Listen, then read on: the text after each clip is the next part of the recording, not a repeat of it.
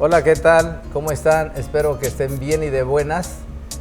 Bienvenidos a una emisión más de Tribuna Pública.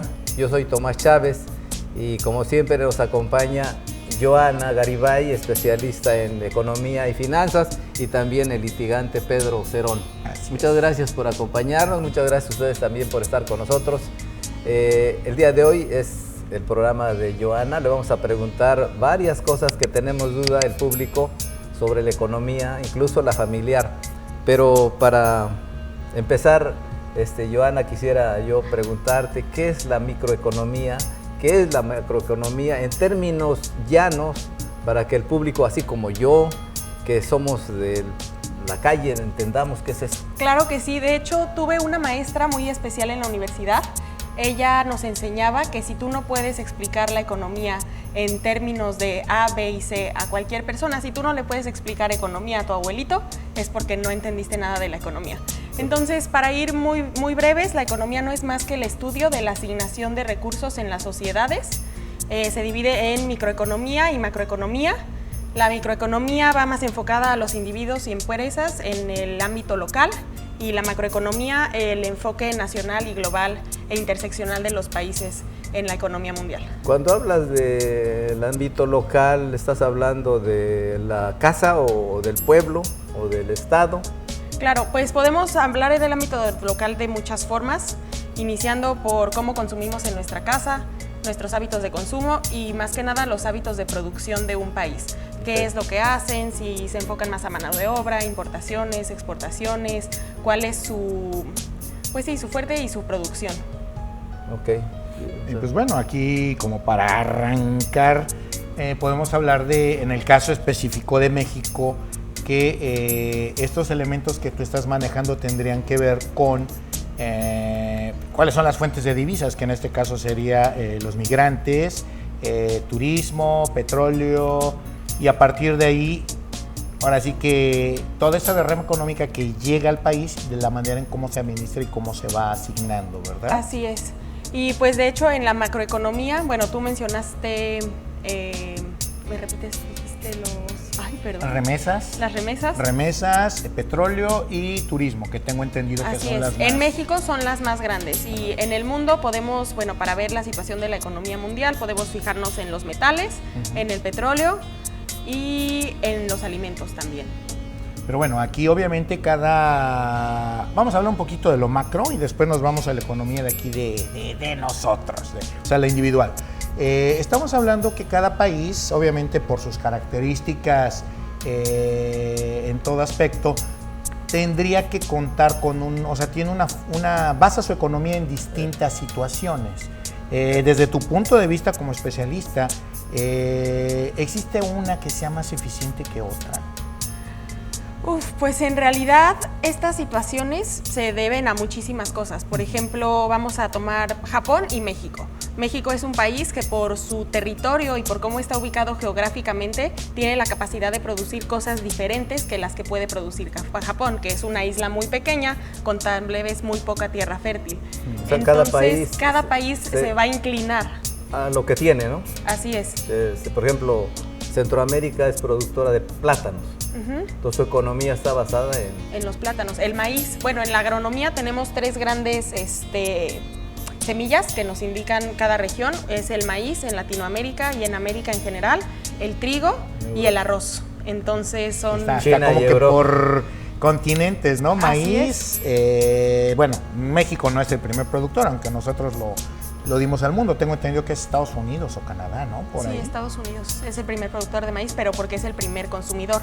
Y bueno, ahí entramos a un tema súper interesante, que es lo del maíz en México, que ha estado sonando mucho. Sí. Lo que se defiende en México es más bien... El maíz es una especie endémica de nuestro país. Sí. Entonces, cuando en Estados Unidos se produce maíz en grandes cantidades para pues alimentar a la población, si se dan cuenta hasta sabe diferente. Estamos aquí en Houston, entonces... Un elote en vaso, como dicen elote aquí en los vaso, norteños.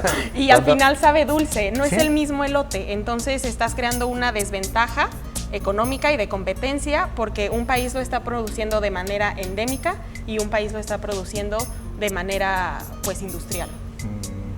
Pero, oye, yo he oído eso, ahora que entras a lo del maíz, el transgénico. Eso se supone que le ponen así como si fuera cuando los pollos los inyectan, ¿no? Entonces la tierra le ponen algún químico para que crezca más rápido, sí, o más grande o cualquier. Hay una controversia enorme ahí, ¿no? En ese caso del maíz transgénico. Sí, así es, porque, bueno, volvemos a lo mismo, el maíz es endémico de México, entonces a la hora que tú lo produces en otro país con otras técnicas de crecimiento, de venta, de producción, pues claro que va a haber un choque entre quién lo produce, no es que quién produzca o quién consuma más, sino quién tiene el derecho a producir ese producto. Ok. Interesante. Y bueno, y él decía de la macroeconomía. ¿Cómo medimos la macroeconomía? ¿Cómo la entendemos? Pues, ¿quieres empezar? Bueno, yo empiezo. Adelante. La macroeconomía empieza de factores de alrededor de todo el mundo. Ahorita en este momento, para hablar de macroeconomía, tenemos que ver la guerra en Israel, tenemos que ver la guerra en Ucrania, tenemos que ver las elecciones, que es el año electoral, hablábamos en el capítulo anterior. Varios países, ¿no? Así es. Sí. Entonces, todos esos factores, la caída de las bolsas, cómo produce la gente, las tasas de empleo, la inversión extranjera en los países, todo ese tipo de cosas nos ayudan a medir la macroeconomía. Pero obvio, bueno, perdón, ahí tiene mucho que ver y no sé, corrígeme que tú eres la experta. ¿Esta macroeconomía debemos de verla como algo global o tendríamos que regionalizarla para entenderla un poco mejor? Es una interesante pregunta, porque no todo, bueno, no directamente nosotros cuando estamos desayunando cereal, estamos pensando, ay, pobrecitos ucranianos. Ajá, ¿cómo estará afectando a los ucranianos mi plato de cereal, no? Sí, no, a ti Claro sí, que todo está, en cierto punto todo está totalmente conectado y ligado, pero en el micro momento no pensamos qué es lo que está pasando, ¿no? Entonces, lo puedes medir por regiones, pero como tal, pues lo mejor en la economía es mantenerse informado de qué es lo que pasa alrededor del mundo y tener muy claras cuáles son tus metas económicas, tus metas financieras, tus gastos, tu administración. Sí puede influir, sí te puede afectar, pero no podemos vivir nuestro día a día pensando... No, imagínate, ya me sí, hubiera oye, el pegado precio un del tiro. petróleo en Arabia Saudita cayó... Híjole, ya no voy a usar mi coche, mejor voy a usar mi bicicleta, ¿no? Claro. Como Y ponerte es un que ejemplo. ya todo está globalizado, ¿no? Ya no puede afectarse una parte sin afectar la otra, ¿no? O sea, Así es. Sobre todo aquí en Norteamérica, donde los tres países de la parte norte están incluso ya con un tratado donde están comprometidos con ciertos términos, ciertos aspectos, ¿no? Así es. Bueno, pues cuando hablamos de eso estamos hablando, sí estamos en un sistema global, en la globalización, pero no sé si últimamente se han dado cuenta que estamos pasando a la regionalización. De ¿Qué ahí- significa esto? De ahí mi pregunta. Sí. O sea, ¿por fin somos o no Sí. somos? Oye, sí, No lo sabemos, estamos en una transición que... O sea, con eso que está de moda de que soy fulano, pero me siento no sé qué cosa, tal vez eso puede explicar un poquito. pues- sí, como que está regresando a la parte vieja, ¿no? De que se regionalizan las economías, incluso las costumbres. Pues aunque no nos podemos desprender nosotros de la parte norte, porque, por ejemplo, México con Estados Unidos están pegados, no se Claro. pueden divorciar, tienen ¿Qué decía necesariamente... don Porfirio Díaz? Pobre México. Sí, Tan tan lejos de Dios. y tan cerca de Estados Unidos, ¿no? O sea, Exactamente. Pues sí, mira, lo que comenta es muy, muy interesante, porque en mi parecer, cuando empezó todo esto del internet, cuando empezó el boom, cuando todo empezó a esparcirse por todos lados, tal vez nosotros como humanidad, en términos económicos, no medimos bien los recursos o no los alocamos de la manera más precisa. ¿Por qué? Porque abrimos mucho los mercados, tanto que tal vez para traer un producto que se podría producir localmente, lo mandábamos a traer desde China, desde Corea, y a la fecha todavía seguimos haciendo eso. Simplemente ahora se va a tratar de aprovechar al máximo tu capacidad dentro de tu país y empezar a exportar lo que importar lo que necesitas. Pero de está otros muy cañón países. revertir esa tendencia, porque tú, por ejemplo, tan simple, te metes al Face, te metes a cualquier red social y te aparecen por ahí 2 o 3 marcas muy conocidas en China, así de logos anaranjados, y te ofrecen esto y te ofrecen aquello. O sea, Sí. ¿tú cómo vas a poder competir con una prenda que les va a costar 5 pesos hacerla ahí en China y te la dejan a la puerta de tu casa por 200 pesos cuando la misma pieza hecha en tu propio país, con productores locales, te la van a dejar en por lo menos 400 pesos? Claro. O sea, ¿cómo poder reducir, cómo poder competir yo con ahí eso? tengo no entiendo muy bien porque traer las cosas de China, ¿por qué está tan barato si el transporte es muy caro? Porque es lo más caro. Porque producirlo a lo mejor más resulta caro es el barato. transporte, No, pues, de correcto. hecho, de hecho, Pero traerlo, el combustible es carísimo, Correcto. los Sí. barcos. Ahora, por ejemplo, con la pandemia estaban estacionados una cantidad de barcos y estaban cobrando por tenerlos estacionados y eso encarece, las economías se van para arriba. pero Entonces, ahí la magia, ¿cómo es? ¿Cómo? A ver, Finalmente, sí. cómo el producto llega a tan bajo costo? Claro, bueno, pues es bajo costo porque así lo percibimos nosotros. No sabemos cuánto cuesta el material ni la mano de obra. Tal vez es un producto que a ellos les costó 10 centavos hacer y $1 traer a Estados Unidos, pero te lo están vendiendo en 5. y Tú no estás viendo el margen de ganancia relativo. que están y también teniendo. a lo mejor hay que considerar que hay una explotación o sobreexplotación de quienes lo están produciendo, porque totalmente. solamente de así se podría explicar Así es. por qué tan barato, ¿no? el De hecho, hay producto. una leyenda urbana que dice que en los mismos barcos llevan los contenedores y que dentro de los contenedores tienen a la gente, o sea, la gente va dentro de los barcos Fabricando. fabricando las cosas para cuando llegan ¿Sí aquí será al cierto eso? continente. Es verdad, de hecho, Se ha escuchado mucho eso, no sé hasta Sí. qué punto sea cierto. una de las empresas más famosas que hizo eso en algún punto era Zara. Porque ¿O ellos la lo que de hacen. ropa? La ¿De de ropa? ropa. Zara. Y es una de las más Zara. caras, ¿eh? Así es. Y les voy a decir, bueno, en una perspectiva financiera, su modelo de negocios tiene muchísimo potencial, pero claro que en nivel de, trato humano y todo eso Sí, no está muy bien. Digo, los Me negocios parece- siempre se han pasado al arco del triunfo a los seres humanos. O sea, lo Así que les es. interesa es ganar. Y muy interesante porque yo veo en las nuevas generaciones que eso es lo que se está buscando, hacer negocios conscientes, negocios socialmente responsables, negocios que al final dejen algo de regreso a la comunidad. Pero bueno, regreso a... Sí, no, eso es materia de otro programa. Sí. Eso es materia de otro Regreso a Zara. Ellos producen en barcos.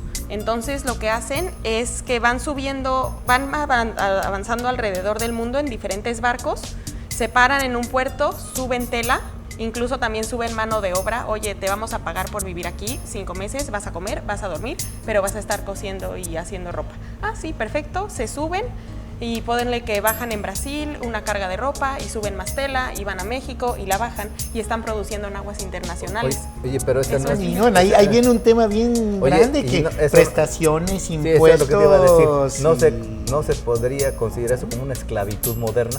Pues por supuesto. Claro. O sea, esclavitud y evasión fiscal al 1000 por hora. Pero de hecho, hecho dentro del marco de lo legal. Sí, que bueno, es lo que nos desde tenemos luego, que sí. preguntar, cómo Claro. estamos Sí. regulados financiera y económicamente. Claro, porque Sí. obviamente la gente que Pues puede ser legal, pero sí es inmoral. Así es. Bueno, ¿Verdad? O sea, eso que definitivamente ni sí. qué. Eso que ni Entonces- qué, o sea, porque imagínate, tienes a la gente, les pagas el salario mínimo y coincidentemente te vas a los países donde el salario mínimo es muy bajo, muy raquítico, entonces pues eso les da un margen de ganancia mucho mayor. Claro. Bueno, y hablando de eso, un tema muy interesante, nearshoring. Ah, ese es bien Igual, importante. igual. Ese. A ver, para ese la tema, gente, para ese- la gente. Don Tomás, ¿qué es el nearshoring? Pues mira, yo hasta hoy entiendo que es la reubicación de las empresas, en español pues, para que la gente lo entienda. Es la reubicación de empresas que estaban, sobre todo en Asia, y que le producían pues, casi a todo el mundo, porque China es un país muy organizado, bueno, a lo mejor no muy organizado, pero sí ambicioso. Y yo creo que todos los países quieren abarcar la mayor cantidad de comercio en el mundo. Pero hubo por ahí unas reuniones en el Tratado Libre de Comercio allá hace como 5 años y se ofreció esa idea de que se reubicaran las empresas que están en Asia, produciendo, sobre todo lo que más causó interés o polémica fue los microchips o los semiconductores, que no se podía comprar una estufa o un refrigerador, un carro, porque había que traer los semiconductores de Asia y venían en barco y no se podían fabricar por lo de la pandemia, y entonces hizo todo un desorden. y entonces alguien dijo la reubicación y creo que le cambiaron el nombre, le pusieron nearshoring, algo así. Hasta allí es lo que yo sé, pero no soy experto en ese campo. Pero les voy a pedir un favorzote, nos vamos a ir a una pausa porque ya el tiempo nos está comiendo y regresamos, no se vayan, por favor.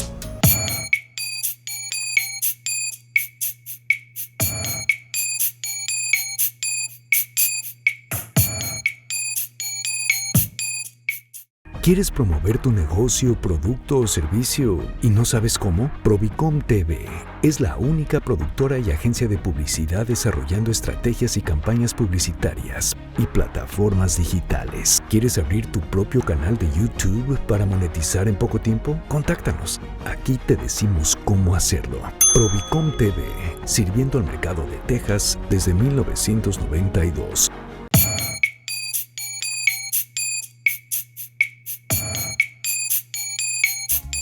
Bueno, gracias por continuar con nosotros, estamos de regreso y en el segmento anterior estábamos hablando de la reubicación de las empresas de Asia hacia América del Norte, sobre todo, más que nada, y pues creo que le cambiaron de la reubicación a nearshoring, algo así. Yo no hablo mucho inglés, así que no me vayan a criticar por mi inglés rabón, así, pero a ver, explícanos eso del nearshoring. Bueno, pues para eso es importante regresar a lo que hablábamos en el segmento pasado de globalización y regionalización. En la globalización, como usted dice, los semiconductores se traen desde Asia hacia México y pues cuando aparece un cisne negro, que no sé si sepan qué es un cisne negro. Buena. En la economía, un cisne negro se refiere a un evento que no está medido, a una variable que no está en la ecuación, que aparece de la nada. Puede ser, llámese pandemia, llámese, no sé, las Torres Gemelas, llámese cualquier asunto que sea extraordinario que pueda pasar. Ahí yo comentaría algo nuevo aprendí, cisne negro. Un cisne negro. Okay, ahí tal vez yo comentaría un poquito. La definición formal es que no tenemos esta variable que no tenemos en el radar. Pero y a lo mejor yo voy a empezar con mi mente loca a pensar, decir, bueno, es que a lo mejor sí existe, que la hagan ver.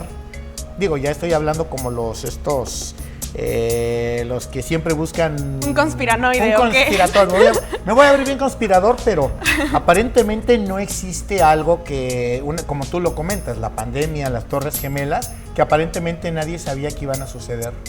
Pero hasta cierto punto, y curiosamente, cuando se da una situación de esas, se da el boom.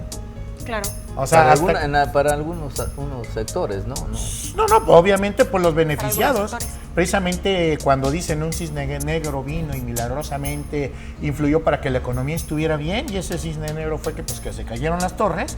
O sea, ¿por qué no pensar que pudo haber sido algo planeado? Aunque lo vendan como algo que no lo fue. ¿Cuál es tu opinión? ¿La pandemia pudo haber sido planeado? Sí, muchos dicen que sí. Pues vacunas, pandemias. En realidad no podemos saber. Lo que sí sabemos es que el 30% o más porcentaje del dinero se imprimió en Estados Unidos en en la pandemia. Como para que la economía no se detuviera, ¿no? Así es. Porque no había como. Y también sabemos que las vacunas pues salieron muy rápido, que para quedarnos en nuestra casa fue una cosa muy extraordinaria, diferente. En realidad no podemos estar seguros si sí o no, pero pues el resultado definitivamente salta a la vista. Lo que sí dicen que sí fue planeado fue lo de la crisis del 2008, ¿no? La burbuja del mercado del 2008. Eso sí dicen que fue.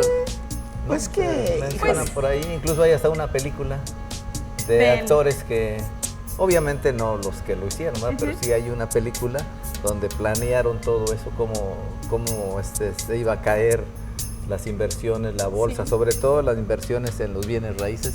Y bueno, lo de los bienes raíces estuvo feo. Las burbujas económicas sí existen y la manipulación del mercado también existe. Entonces no podemos saber hasta qué punto algo es planeado o algo no es planeado. Lo único es revisar los números, los datos, quién gana más, quién gana menos, para llegar a una conclusión, pero pues en realidad no nos dirán nunca. Sí, no, o sea, No es como cuando uno pide una receta, oye, qué rico guisado, pues sí, pero no sabes todo lo que está atrás, no sabes cuáles son los secretos y cuál es el sazón. Acá quiero pensar que algo parecido sucede con la economía. Así es, así es. es.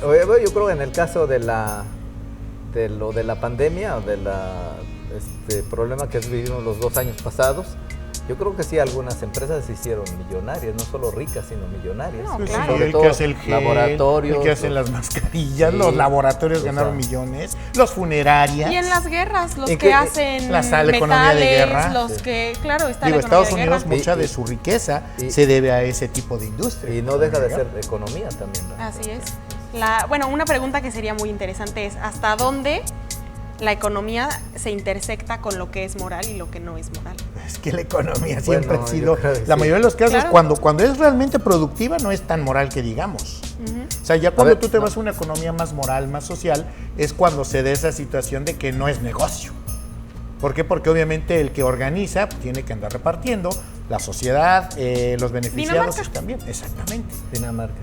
Sí, pues están pagando el 68% de sus impuestos y viven tranquilos, todos viven en un nivel social medio, que es lo que se busca en la economía, que la clase media sea lo más amplia posible. Sí. Claro. Y pues están bien. Está Pero probado, el creo problema es que en no todos hay. los países que No se ve eso. la clase media es la que empuja Así es. a que un país esté bien. O sea, porque el pobre pues está pensando en cómo va a vivir mañana, en dónde, con qué va a sacar para comer mañana. Y el rico no le preocupa porque tiene su vida asegurada. Claro. Entonces el que tiene tiempo para pensar en cómo mejorar la situación, la sociedad es el de la clase media, Así porque es. ni está de un lado ni del otro. Entonces por eso entre más grande sea la clase media en un país, Así está es. mejor. Sí, digo, y Estados Unidos es un ejemplo de esos. Y toca un punto muy interesante, es la alfabetización bancaria o la alfabetización financiera. Estados Unidos es un país que aunque no todo mundo, pues, no sé, fue a la escuela o no todo mundo tuvo las mismas, no sé. Sí, no se caracterizan por ser la gente más educada universitariamente hablando. Así es. Pues todos cuentan con cuentas de banco, todos saben cómo funciona el crédito, todos pueden aplicar a una casa y en México tenemos una desbancarización muy grande. La gente no invierte, no confía en los bancos y su dinero nunca va a poder crecer. Y otra de las cosas también, como para agregarle la ecuación, es el tema fiscal de los últimos años. Que tienes una cuenta y a ver, gobierno, ¿cuánto tienes? Y me toca tanto. Y como que la gente en México no hay la cultura, no tenemos la cultura del pago de impuestos. Entonces, pienso yo que eso también influye, además de la desconfianza que comentas, en que se dé ese fenómeno en México. Así es. Corrígeme si estoy Digo, mal. pero estamos pagando, bueno, estamos en Texas, se paga el 8.25% de los impuestos. Claro. Y la calle está bien bonita. Y no hay baches. En algunos lados. Bueno, En algunos ¿no lados. te has dado una vuelta No, acá en por West Richmond, aquí Island, afuera. en Richmond, que vas y parece que vas a Sí. caballo. Sí. Digo, pero en ciertas formas la infraestructura Sí, de la lo ciudad que- es más productiva Sí, a lo- lo que pagamos en México, que es un 33%, y la infraestructura de nuestra ciudad pues no está en las mismas condiciones a lo que esperas cuando tú haces No, tu lo pago, que ¿no? lo que es aquí las autopistas sobre todo, o sea, lo que se llama el freeway y todo eso, sí, eso están también en la mayoría de los casos, no en 100%, pero sí está bien. Sí, está No, más por fácil. decir el acceso a los servicios de agua, de electricidad, aunque Bueno, viva claro, alguien no, más pero retirado. no, hay acceso. en el caso del, bueno, en el caso de sí tiene servicio, pero cuando hay algún evento extraordinario es muy difícil, porque acabamos de pasar 2 casos aquí, Digo, que pero hay aquí- todavía en este momento Gente áreas que todavía no tienen los servicios Y pues acá establecidos. se lo atribuyen a que la infraestructura, precisamente Sí. los postes, son postes de madera de esos que ponían con chapopote para que duraran. Y hay postes que ya tienen más de 60, 70 años. Sí, pero también además Cables, las todo. compañías que prestan el servicio Pues son más bien privadas la y compañía, Eso es el a lo que- monopolio. sí, hay muchos monopolios y luego se andaban hasta peleando, se amenazaron con demandar a una de las compañías. Pues de a la luz. única. Centerpoint, ¿no? A Centerpoint, que es la única que, al menos aquí en esta área, es la que distribuye. Incluso por ahí también escuché una nota en relación a esta situación que se dio, que nosotros vamos a terminar pagando el dinero extra que Centerpoint invirtió en recuperar nuestra luz por una falla que ellos hicieron hasta 28 años. ¿Cómo lo van a recuperar? Pues a través del incremento en tu Lo recibo. bueno es que ya no voy a vivir yo para pagarlo. No, es cierto. No, Tomás, todavía A ver, hay pila pero, para eso. A ver, vamos a continuar más con el tema. hace rato estamos hablando de la economía autoritaria. Ok, ese es un tema muy interesante. Lo que estamos hablando antes era semiconductores. Okay. Y vamos a ligarlo un poquito. Ándale, exactamente. Hablábamos de globalización y hablamos de regionalización. Cuando nosotros queremos llevar los semiconductores, la producción, porque no solamente es el transporte, sino estamos ya hablando de producción desde materias primas hasta producto final en una región, es mucho más barato pues producir y llevar ese producto a un lugar que esté cerca de la región donde se produce. Aguas, eso no significa que todo ese dinero se quede en el lugar donde se produce, porque la empresa puede seguir siendo una empresa que está invirtiendo extranjera. Entonces... Okay. Digo, ¿dónde he escuchado eso? Claro, ajá, así es. Entonces, la regionalización en realidad sí sirve, pero al mismo tiempo también está globalizada en el ámbito financiero, porque el dinero se está repartiendo entre países, aunque la producción se esté quedando en un mismo lugar. ¿Qué es más importante? La producción y lo que genera producir en cuanto a los salarios, la calidad de vida de las personas y las cosas locales, o la bancarización en el nivel global. Lo que, bueno, en este caso en el nearshoring, lo que se prevé es que las ciudades pequeñas empiecen a crecer con la inversión de estas empresas extranjeras. Pero bueno, ahí la cosa es la regulación legal y fiscal de cómo se va a hacer eso. Pero, a ver, como que no le entendí muy bien sobre la economía autoritaria. Ah, ok. Entonces nosotros... Sí, a ver, dice la nana, esa es otra historia. Ese es como que el ABC para mí. Ok, la economía autoritaria, una economía que podemos ver ahorita que está tomando tintas autoritarias, es la economía china. Bueno, ustedes conocen la lista de millonarios de Forbes. ¿Quiénes son las personas más ricas del mundo? Pues Jeff Bezos, Elon Musk, Warren Buffett, todos estos magnates. ¿Sí son ellos las personas más ricas del mundo? ¿Por qué no hay ningún chino en esa lista? Pues porque pagan para no salir en la revista, ¿no? O porque quieren mantener un perfil bajo y que no se sepa. Así es, realmente. Porque su economía es autoritaria. Entonces, mira, qué interesante, no sabía yo eso. Entonces, en realidad, estas personas no son millonarias en dólares, son millonarias en yenes. Okay. Y su dinero no lo pueden sacar de su país.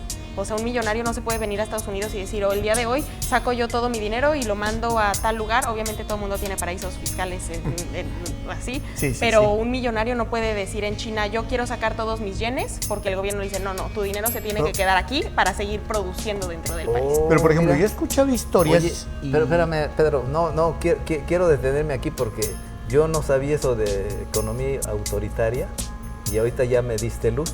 Sí. Fíjate qué interesante, porque yo pensé que autoritaria es que digo, no, tú tienes que invertir aquí. Pues es que sí tienen que invertir ahí. Sí, pero por ejemplo, como dice Pedro, no salen en la revista porque pagan para no invertir, pero tú también agregas algo de que el país mismo sabes que no puedes sacar tu dinero. Entonces sí es una autoritarismo, ¿sí? Sí, no te puedes llevar tu dinero. Así es. Oh, mira, qué interesante. Ahora, ¿qué se va a hacer? Se van a pasar a criptomonedas. Eso también está interesante, lo tengo aquí en las notas, pero antes tú querías decir algo, te interrumpí. Ahora me acuerdo. Bueno, ok. Entonces, ¿qué pasa cuando hay gente que tiene muchos recursos, pero que no los puede usar de manera libre? Tal vez en este caso podríamos hablar de Cuba, podríamos hablar de antes El Salvador, ahora ya están un poco obviamente más bancarizados, pero le metieron esa parte de cibermonedas y de blockchain y todo lo que tiene que ver con Bitcoin, Ethereum, que son diferentes monedas. Entonces, pues sí, lo que va a pasar a largo plazo es que estos organismos descentralizados, ¿qué significa descentralizado? Que no está regulado por ningún banco central o por ningún gobierno, van a empezar a mover dinero en la forma global. Okay. Oye, y bueno, no sé si sea muy temprano hablar de los BRICS. Los BRICS. Ay, ok. Pues los BRICS es un grupo de países que tienen visiones parecidas, no totalmente, porque Brasil es un país capitalista y que también tiene relaciones con Estados Unidos, Sudáfrica es una democracia, la India es la democracia más grande del mundo, pero es una serie de países con una convicción para generar una economía diferente o un contrapeso a la economía de Occidente, que Occidente sigue siendo el dólar. Así es. Okay. Yo en algún artículo hace tiempo leí que los chinos protestaban porque ellos tienen también mucho dinero en el Fondo Monetario Internacional o algo así, y ellos nunca tienen un representante en esos organismos, y que protestan, ¿por qué nosotros no? O sea, ¿por qué nada más los norteamericanos, los ingleses, los franceses son los directivos de estos organismos, y nosotros estamos poniendo mucho dinero, no tenemos una participación ahí de un elemento nosotros? Y entonces creo que por ahí nació, no sé si sea cierto, o sea, yo leí por ahí un artículo que así decía. Entonces, la idea de BRICS. Sí, pues lo que buscan es más participación de las economías que tienen ciertas sanciones o ciertos bloqueos económicos por parte de NATO o el Occidente. Entonces, sí. Bueno, nos vamos a ir a otra pausa, no se vayan, regresamos.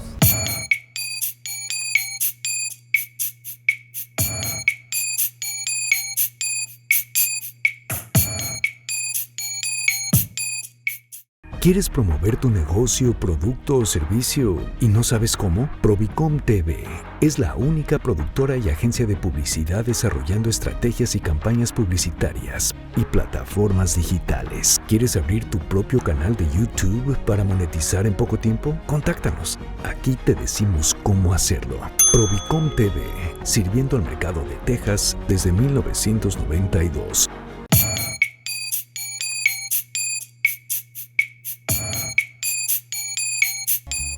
Gracias por continuar con nosotros. Seguimos.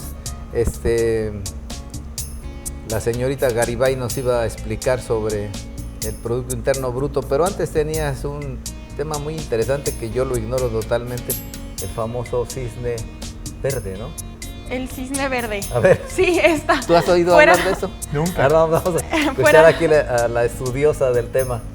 Fuera del aire estábamos comentando que así como existe el cisne negro, también existe el cisne verde, y todavía parece sí estamos más preparados, pero no estamos preparados totalmente. Okay. Es un concepto económico que habla de todo el cambio que va a existir después de los desastres naturales. Entonces, por ejemplo, un fenómeno de cisne verde sería lo que pasa en África con las sequías, que la gente se tiene que desplazar y dejar sus lugares para poder producir en otro lado. Entonces va a ser muy interesante ver los fenómenos migratorios combinados con los cisnes verdes cuando empiecen a llegar fenómenos naturales mucho más fuertes. Oye, ¿y los fenómenos, el cisne verde solamente es por fenómeno natural? Sí. ¿No es provocado por seres humanos o por bandas de malhechores, por ejemplo? No, tal vez eso sería un cisne negro, un acto terrorista sería un cisne negro. Ya, sí, ok. Pero un cisne verde únicamente es el cambio climático, así es. Por ejemplo, un temblor, ¿no? Un temblor. En la Ciudad de México. Sí. No, ni lo mandes. Pero bueno, ya se refiere a algo muy destructivo, algo que tal vez vaya a romper con una ciudad, o sea, Pompeya con el volcán. O el Popocatépetl, si explota, también nos puede dejar un cisne verde bastante grande por allá. Sería terrible porque está la Ciudad de México por un lado, Puebla por el otro, Tlaxcala por el otro lado, Morelos, ¿no? Sí, sería todo. terrible, ni pensarlo si quieres. Bueno, ese sería un cisne verde. Así es. Wow. Y bueno, ahorita que habla de volcanes, me acordé de un tema muy interesante. Nayib Bukele, el presidente de El Salvador, tiene un proyecto muy interesante de bitcoins, minar bitcoins. ¿Ustedes están familiarizados? Yo oí de esa moneda, y la verdad es que no le entiendo, y como no, a lo mejor estoy un poco desinteresado, no lo entiendo, pero sí me gustaría que lo explicaras, a ver si puedo captar algo. Claro que sí, pues las criptomonedas es una alternativa a las monedas normales que están reguladas por los bancos centrales y los gobiernos. Sí. Se compran en ledgers, que son unos pequeños USBs que tienen un folio o una información única, un bloque único que pertenece a un blockchain. Todas estas... ¿Tú sabes qué es eso? No, pero estoy dando una idea. Nos está hablando en chino. Un blockchain es una cadena de información que se juntan muchos bloques. Producir estos bloques también es caro. ¿Por qué producir los bloques es caro? porque están en la nube y al final para nosotros producir tecnología y poder almacenar todo ese dinero virtual, se tiene que sacar energía, pues ya sea de los volcanes, ya sea de la energía eólica con combustible, y se crean plantas gigantescas de servidores y de bloques que almacenan esta información. Entonces, ese es el respaldo que tienes de un Bitcoin, ¿no? Pues el bloque que se encuentra en diferentes servidores o en diferentes lugares alrededor del mundo. Tienen un número único, entonces son irrepetibles, nadie les puede hackear su dinero. Eso es lo que te quería preguntar, si no podemos robarnos esa... Así es, no se puede porque es un bloque único asignado a tu número de ledger. Y tú tienes una contraseña única para entrar a ese ledger. En realidad es muy difícil que se pueda pues robar dinero o hackear una cuenta de Bitcoin para poder sacarlo, pero pues bueno, ha sucedido.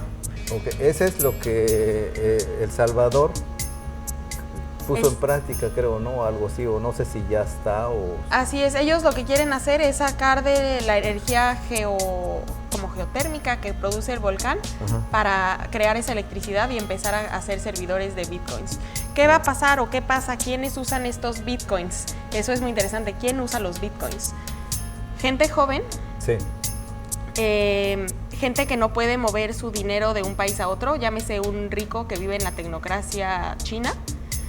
O, eso es la parte triste o la parte peligrosa de la desregularización de los Bitcoins, es que mucha parte del mercado negro también se maneja en estas monedas, porque no puedes rastrear una transacción, las transacciones se borran una vez que se realizan. Entonces es una herramienta poderosa para poder manejar dinero sin que se enteren las autoridades o los bancos centrales. Pues sí está peligroso. Pues sí, pero... Porque yo la verdad escucho eso de ustedes los jóvenes y hasta miedo me da. Sí. Porque yo quiero mi dinero así. En físico. Sí. No, eso ya va para afuera. Oye, pero fíjate que yo también escuché más al sur, en Venezuela, que eran unas monedas encriptadas. ¿Eso qué es? Es lo mismo. La moneda encriptada es un Bitcoin. De hecho, Venezuela es un lugar que usa mucho esa moneda porque no está centralizada. No es el dólar, ni el dólar blue, ni los... ¿Qué usan en Venezuela?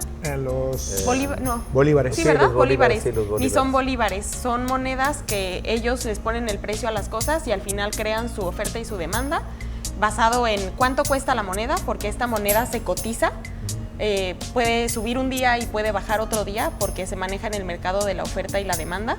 Entonces, pues también no tienes nunca la seguridad de cuánto vale el dinero que estás pagando. Wow. Pero, ¿y sí está funcionando eso en Venezuela o solamente son dichos? Pues posiblemente sí esté funcionando. La verdad es que es una forma de pago y un método de transacción que es intraqueable y que en casos de problemas o economías que están en problemas como Argentina, como Venezuela, sí se han visto como pues unos salvadores del mercado y del comercio local. Oye, ahora que tocas Argentina, ¿qué opinas con el caso de Argentina? Hay una inflación muy grande también, con Javier ¿no? Milei. Sí, pero ahí está metido el capitalismo de lleno, ¿no? Pues sí, la verdad es que es un mercado que ya estaba teniendo mucha inflación. Lo que veo que la administración actual quiere hacer es traer mucha inversión extranjera para que ellos puedan saldar sus deudas con estos países, pero en caso de que ellos se quieran levantar y volver a hacer su moneda, podrían hacer lo que hicieron en el 98. ¿En qué año fue? No estaba yo viva, entonces, tremendo público, no les puedo decir el dato así de memoria, pero me parece que en el 90 y tantos, sí.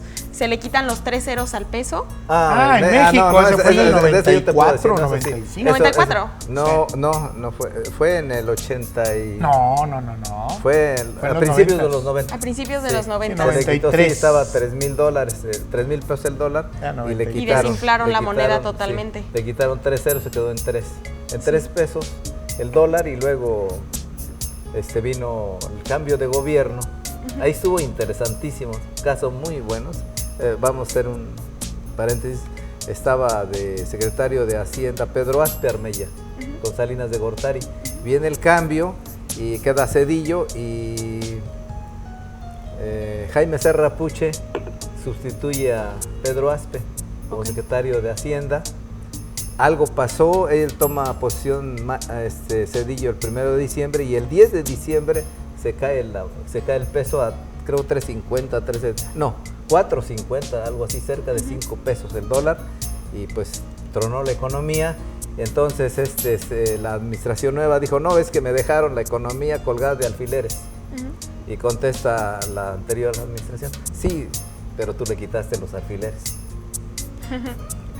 Se cayó.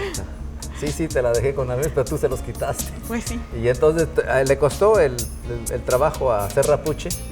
Ya estaba incluso candidateándose para que él fuera sustituto de Zedillo, pero tronó eso y pues ya. Ya no se pudo. Sí, pero bueno, ese fue un paréntesis aparte porque dices que no te acordabas. Yo lo viví en carne propia. Yo tenía un préstamo y tronamos nosotros con el negocio. Sí, pues en aquel entonces Pero, hubo mucha... Sí. También te quería preguntar, Joana, que el Producto Interno Bruto, algunos no le entendemos a medias, mucha gente no le entiende. ¿Qué cosa es eso? ¿Nos podrías...?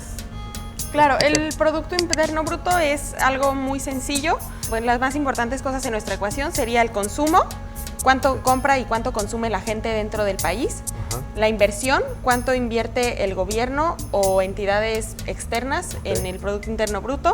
El gasto público, que es la administración, cuánto gasta el gobierno, cómo es que se administra el dinero a nivel gubernamental.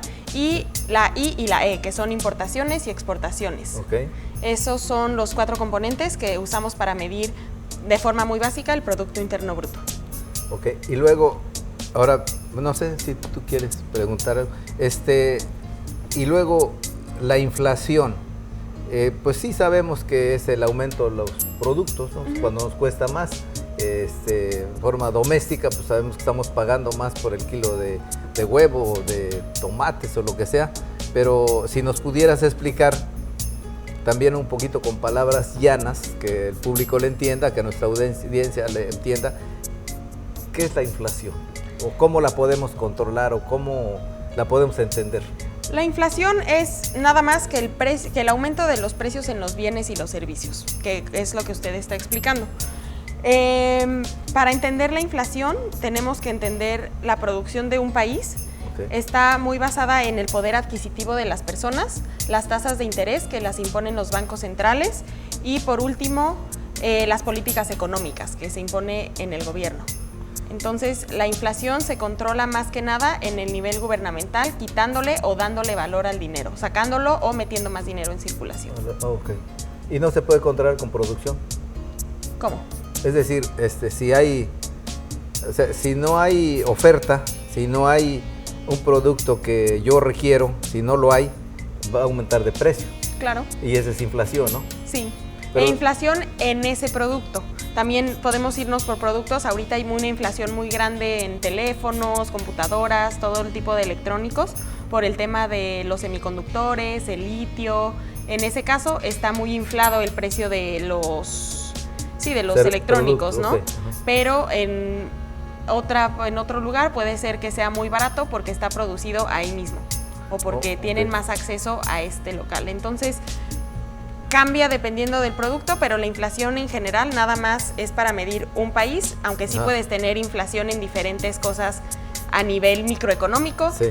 La inflación en general es macroeconómica.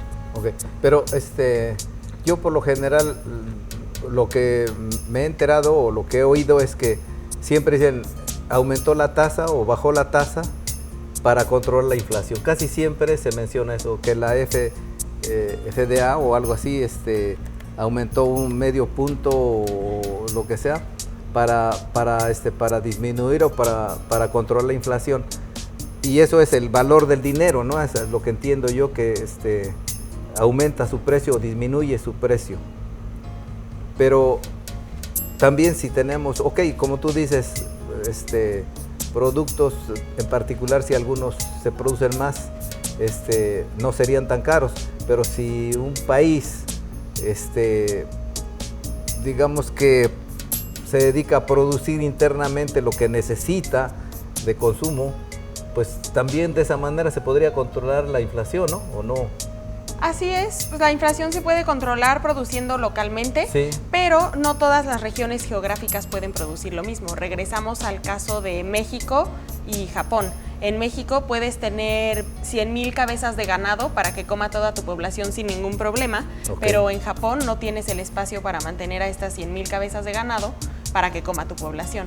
Entonces ahí depende de los recursos que tienes, cómo los alocas y cómo es y a quién le vas a comprar qué, porque un país no puede ser totalmente autosuficiente Sí, en no, su no producción, pero sí puede controlar la inflación haciendo más industria en lo que ese país es productor.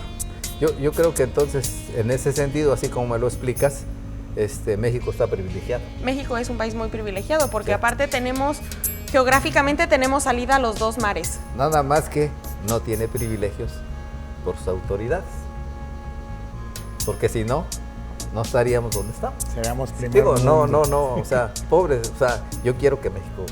Pues sí, claro. Sí, pero pues, tenemos todo, ¿no? O sea, lo que en un programa creo que, no sé si estuviste tú, pero hablamos de ese caso de México. Y De hecho, es muy interesante porque hay una cosa que se llama la maldición de los recursos naturales, que es algo que le pasa a Venezuela, por ejemplo, que en un momento fueron los productores máximos de petróleo en el mundo, tienen para producir comida para toda su población, pueden producir ropa para toda su población y pueden producir absolutamente todo para toda su población. Entonces, este país que tiene tanto que producir a nivel petrolero, lo que pasa es que se crea una dependencia económica en ese recurso natural que tienen más prominente en la región, que los lleva a concentrar su economía específicamente en un sector y abandonar un poco los sectores que están al lado de ellos. el resto de los sectores. Así es. Okay. También otra cosa es la volatilidad que tienen los precios de los recursos naturales. Un día puedes estar vendiendo petróleo en millones de dólares el barril y al día siguiente puede estar costando cero. Ya, Entonces, pues sí, también eso es muy importante. Efectos sobre la gobernanza: una vez que empiezas a tener tanto dinero dado de estos recursos naturales, empieza a debilitarse el sistema de gobierno, porque empieza la corrupción, empiezan todos los temas de... Fíjate que es algo interesante, perdón que te interrumpa, pero Pedro sí recuerda, a lo mejor tú también, porque ya estabas niña, pero ya estabas en este mundo. Del 2000, más o menos del 2000 al 2012, México fue donde más produjo petróleo, 3 millones de barriles diarios, y fue cuando más se elevó el precio, $120 el barril del petróleo, y en aquella época costaba 8 o 10 dólares extraer un barril de petróleo. Entonces imagínate todo ese dinero que llegó, a lo mejor, como tú dices, la maldición de los recursos, ¿no? No hicimos nada, no tenemos nada. Sí. Así, eso es lo que pasa cuando un país aloca toda su producción en un específico sector. Sí, desafortunadamente eso fue una mala decisión de nuestro gobierno o de nuestras autoridades, porque México no solamente depende del petróleo, tiene otros recursos como turismo, tú decías al inicio del programa, turismo, otros recursos también, tiene pesca, tiene océanos. Sí, bueno, en México lo que vemos mucho es el tema de la inseguridad, hasta dónde la inseguridad te permite producir o dejar de producir. Sí. Entonces, eso va a ser muy interesante ver cómo se arregla en los próximos años o cómo evoluciona. No tiene para cuándo. Sí. Pues No tiene pa' cuándo. yo tengo la esperanza. A lo mejor ya por los años que he vivido, yo todavía tengo la ilusión de ver que se componga. Para ustedes, los jóvenes. No creo, Sí, digo. tienes que tener fe, Pedro. No, Estás pues joven. la fe la tengo, pero la realidad dice otra cosa. Imagínate esta niña, ya le estamos amargando la vida desde ahorita. No, por eso es que digo que nosotros debemos de enfocarnos en las cosas microeconómicas que nos afectan a nosotros directamente, en vez de estar pensando para en no las... sufrir tanto. ¿verdad? Así es, sí, uno mejor cuenta sus pesos. Sí, bueno, a veces, a lo mejor ahora ya con las nuevas tecnologías, con el Bitcoin y quién sabe qué tanto dijeron ustedes. Bueno, el Amero, ¿tú has oído hablar del Amero? Es también una criptomoneda, ¿no? Pues no sé. No, el Amero tenía que ver con lo del proyecto de integración, si la memoria no me falla, de algunos países de América, así como se creó el euro con la Comunidad Europea. Sí. El Amero era como que fue el intento para que la comunidad americana pudiese tener su propia moneda común. Ok, ahorita Yo estaba muy chica cuando esto pasó, pero estoy viendo en Google que un amero es la envoltura de la mazorca del maíz. Entonces, Sí, bueno, igual y así le querían poner a la lo moneda, mejor. pero muy interesante de dónde viene La etimología. La etimología. Sí, Claro. sí, yo recuerdo que entonces era ya por el 2000 y se reunieron los dos gobiernos, el de México y el de Estados Unidos, y empezaron a hablar, no ellos, pero empezaron a hablar de ese término del amero, que era la moneda de Norteamérica más que nada. Era como no fue ni un Un proyecto, tipo euro. sí, pero Sí, nunca lo se mismo llevó a que el cabo. euro. Y bueno, yo creo con eso terminamos. Muchísimas gracias, Pedro. Muchas gracias, Joana. Los espero, bueno, en el siguiente programa aquí vamos a estar y vamos a ver. Yo creo que nos va a tocar el tema tuyo de Sin problema. Sí. porque queremos también, así como la economía, es difícil entenderlo también el aspecto judicial, legal y todo esto. Quisiéramos que tú como abogado experto, gusto. litigante, nos ayudes para el siguiente programa. Con ¿Ok? gusto, cuenten Bueno, con ello. pues muchísimas gracias por acompañarnos. Nos vemos en el siguiente programa. Hasta Bye. luego. Hasta luego, bye.